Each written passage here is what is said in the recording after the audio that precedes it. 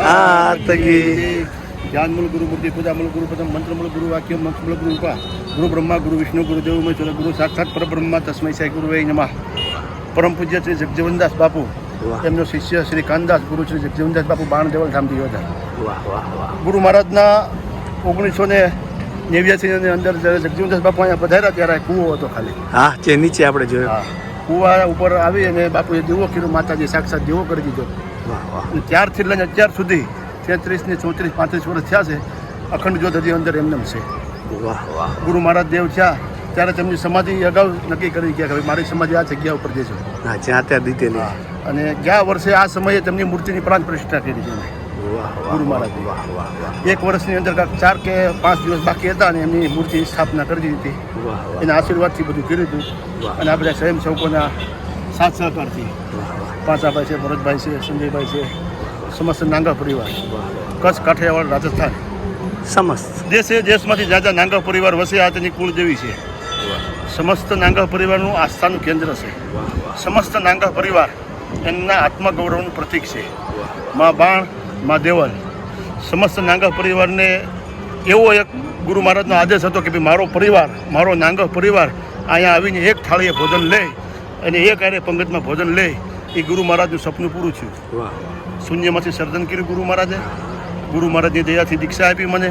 દીક્ષા લીધા પછી ખૂબ ગુરુ મહારાજની સેવા કરી. સેવા કર્યા પછી ગુરુ મહારાજ દેવલોક પામ્યા. ત્યાર પછી અત્યાર સુધી હજી સેવા કરીએ છીએ અને કરતા રહેવું. એના આશીર્વાદ સદા અમારા ઉપર છે, રહે અને હતા અને હજી રહેવાના છે. અને એની દયાથી અટાણે જે કાંઈ છે એ બધી ગુરુ મહારાજની દયાથી છે. શૂન્યમાંથી સર્જન કર્યું. અમારે ખાલી હવે હકવવાનું છે, બાકી બધું તૈયાર કરીને જ ગયા છે. વાહ વાહ. અહીંયા આપણે બાપુ નારદાસ બાપુ કહેતા કે અહીંયા હાવ જંગલ જેવું હતું. અને હા, અને ખરેખર એવા આપણી ભારત ભૂમિની જે સંતો મહંતોની પરમ કૃપાથી આપણે જીવી રહ્યા છીએ અને જે સંદેશ આપી ગયા છે એ સંદેશને આધારે આપણે ચાલીએ તો આપણો ધર્મ જળવાઈ રહે. સમાજ સંગઠિત બને, સમાજ શિક્ષિત બને અને એક થઈ અને ભાઈચારા થઈને હાલે તો ગુરુ મહારાજનું કેવું છે તો આપણે બધા ભેગા રહીએ. અત્યારે આ સમય પ્રમાણે જે પરિસ્થિતિ છે એના આધારિત જો આપણે કહી કે ભાઈ આપણે હિન્દુ છીએ આ સુધી, એવું નહીં. આપણે સર્વ હિન્દુ છીએ. સત્ય સનાતન ધર્મ આપણો પહેલેથી પાયો નખાયેલો છે અને યુગે યુગથી છે. અને આપણે જે કાંઈ અંદરો અંદર ભાઈઓનો વાદ વિવાદ હોય એ હોવો ન જોઈએ. હા, ભાઈઓનો વાદ વિવાદ હોવો ન જોઈએ. ભાઈઓ ભેગા થઈને રહે તો જ આ તમે જગતને જીતશો, બાકી જીતા હે નહીં.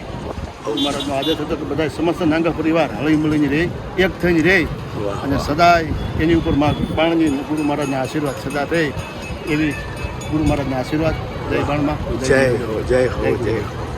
તો આપણે ભગવતી આઈ માં બાણને સદા સર્વદા સુખી રાખે એવી માતાજીના ચરણોમાં, સંતોના ચરણોમાં વંદન કરીએ છીએ.